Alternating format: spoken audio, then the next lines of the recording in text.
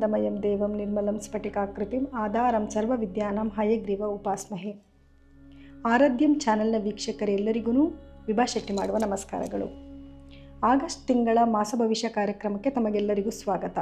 ಈ ತಿಂಗಳು ಅಂದರೆ ಆಗಸ್ಟ್ ತಿಂಗಳಲ್ಲಿ ನಡೆಯುವಂತಹ ಗ್ರಹಗತಿಗಳ ಚಲನೆಗಳಿಂದ ಏನೆಲ್ಲ ಪರಿಣಾಮಗಳು ಬೀಳುತ್ತೆ ದ್ವಾದಶ ರಾಶಿಗಳ ಮೇಲೆ ಅಂತ ನೋಡೋಣ ಬನ್ನಿ. ಈ ತಿಂಗಳ ಅಂದರೆ ಆಗಸ್ಟ್ ತಿಂಗಳ ಮೊದಲಾರ್ಧದಲ್ಲಿ ಗ್ರಹಗಳ ಸ್ಥಾನಗಳನ್ನ ಫಸ್ಟ್ ನಾವು ತಿಳ್ಕೊಳ್ಳೋಣ.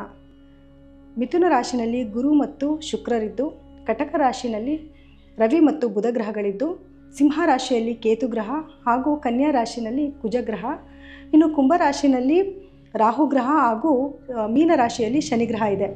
ಮತ್ತು ಇನ್ನು ದ್ವಿತೀಯಾರ್ಧದಲ್ಲಿ ಕೆಲವು ಬದಲಾವಣೆಗಳು ಕೂಡ ಆಗ್ತಾ ಇದೆ. ಆಗಸ್ಟ್ 17ನೇ ತಾರೀಕು ಸೂರ್ಯ ಕಟಕ ರಾಶಿಯಿಂದ ತನ್ನ ಸ್ವಂತ ಮನೆಯಾದಂತಹ ಸಿಂಹ ರಾಶಿಗೆ ಪ್ರವೇಶ ಮಾಡ್ತಾ ಇದೆ. ಅದು ಅಷ್ಟೇ ಅಲ್ದಿರ ಇನ್ನು ಶುಕ್ರ ಗ್ರಹ 19ನೇ ತಾರೀಕು ಮಿಥುನ ರಾಶಿಯಿಂದ ಕಟಕ ರಾಶಿಗೆ ಪ್ರವೇಶ ಮಾಡ್ತಿದೆ. ಇನ್ನು ಬುಧ ಗ್ರಹ ಆಗಸ್ಟ್ 30ನೇ ತಾರೀಕು ಕಟಕ ರಾಶಿಯಿಂದ ಸಿಂಹ ರಾಶಿಗೆ ಪ್ರವೇಶ ಮಾಡ್ತಾ ಇದೆ. ಈ ಎಲ್ಲ ಬದಲಾವಣೆಗಳಿಂದ ದ್ವಾದಶ ರಾಶಿಗಳ ಮೇಲೆ ಏನೆಲ್ಲ ಪರಿಣಾಮ ಬೀಳ್ತಿದೆ ಅನ್ನೋದ್ರ ಬಗ್ಗೆ ನಾವು ನೋಡೋಣ ಬನ್ನಿ. ಇದು ವಿಶ್ವವಸು ನಾಮ ಸಂವತ್ಸರ ದಕ್ಷಿಣಾಯಣ ಶ್ರಾವಣ ಮಾಸ. ಇನ್ನು ವೃಶ್ಚಿಕ ರಾಶಿಯವರ ಆಗಸ್ಟ್ ತಿಂಗಳ ಭವಿಷ್ಯ ಹೇಗಿದೆ ಅಂತ ನೋಡೋಣ ಬನ್ನಿ.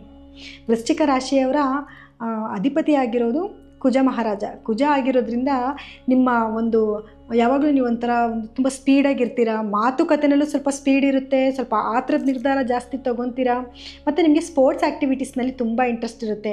ಡ್ಯಾನ್ಸ್ ಆಗಿರ್ಬೋದು ಅಥವಾ ಕಲೆನಲ್ಲೂ ಕೂಡ ನಿಮಗೊಂದು ಒಳ್ಳೆ ಇಂಟ್ರೆಸ್ಟ್ ಇರುತ್ತೆ.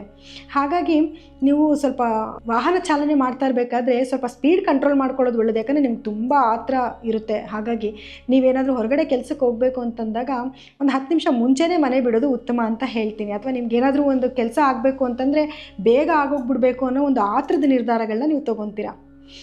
ಬನ್ನಿ, ನಿಮ್ಮ ವ್ಯವಹಾರ ಆಗ್ಬೋದು, ಉದ್ಯೋಗ ಆಗಿರ್ಬೋದು ಅಥವಾ ಹಣಕಾಸಿನ ವಿಷಯ ಆಗಿರ್ಬೋದು ಆಗಸ್ಟ್ ತಿಂಗಳಲ್ಲಿ ಹೇಗಿದೆ ಅಂತ ನೋಡೋಣ.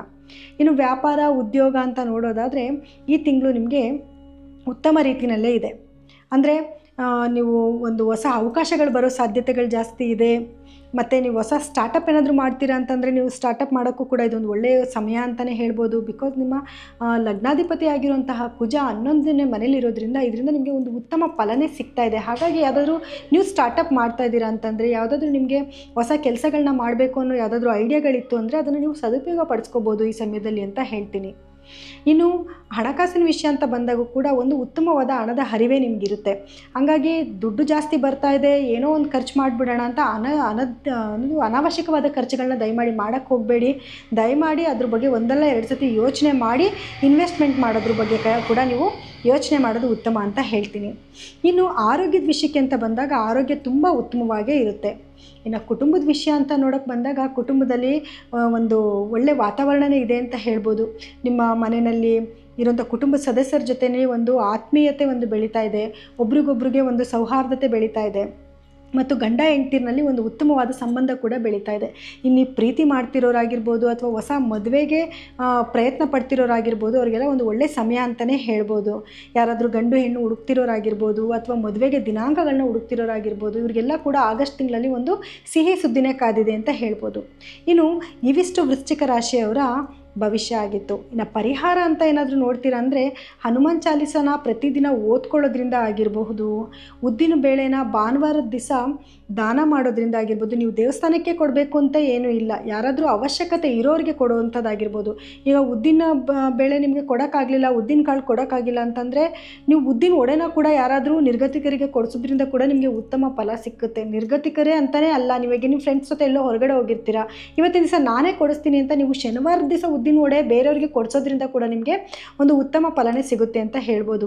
ಇನ್ನು ಕಪ್ಪು ವಸ್ತ್ರನ ದಾನ ಮಾಡೋದ್ರಿಂದ ಆಗಿರ್ಬೋದು ಅಥವಾ ಕಂಬಳಿನ ದಾನ ಮಾಡೋದ್ರಿಂದ ಆಗಿರ್ಬೋದು ನಿಮಗೆ ಉತ್ತಮ ಫಲನೇ ಸಿಗ್ತಾ ಇದೆ. ಇನ್ನು ನಿಮಗೆ ಇನ್ನೂ ಹೆಚ್ಚಿನ ಫಲ ಬೇಕು ಅನ್ನೋದಾದರೆ ಕುಜಗ್ರಹಕ್ಕೆ ಮತ್ತು ಶನಿ ಗ್ರಹಕ್ಕೆ ಸಂಬಂಧಪಟ್ಟಿರುವಂತಹ ಕ್ರಿಸ್ಟಲ್ಸ್ನ ವೇರ್ ಮಾಡೋದ್ರಿಂದ ಆಗ್ಬೋದು ನಿಮಗೆ ಒಂದು ಉತ್ತಮ ಫಲನೇ ಸಿಗುತ್ತೆ ಅಂತ ಹೇಳ್ಬೋದು. ಅದಕ್ಕಾಗಿ ನೀವು ನಮ್ಮ ಕೆಳಗಡೆ ಸ್ಕ್ರೋಲ್ ಆಗ್ತಿರೋಂಥ ನಮ್ಮ ನಂಬರ್ಗೆ ಕಾಲ್ ಮಾಡಿ ನೀವು ಅಪಾಯಿಂಟ್ಮೆಂಟ್ ತೊಗೋಬೋದು. ಇನ್ನು ಈಗ ತಿಳಿಸಿದಂತಹ ಫಲಾನುಫಲಗಳು ಸಾಮಾನ್ಯವಾಗಿದ್ದು ನಿಮ್ಮ ವೈಯಕ್ತಿಕ ಜಾತಕನ ಒಮ್ಮೆ ಪರಿಶೀಲಿಸ್ಕೊಳ್ಳೋದು ಒಳ್ಳೆಯದು ಅಂತ ಹೇಳ್ತೀನಿ.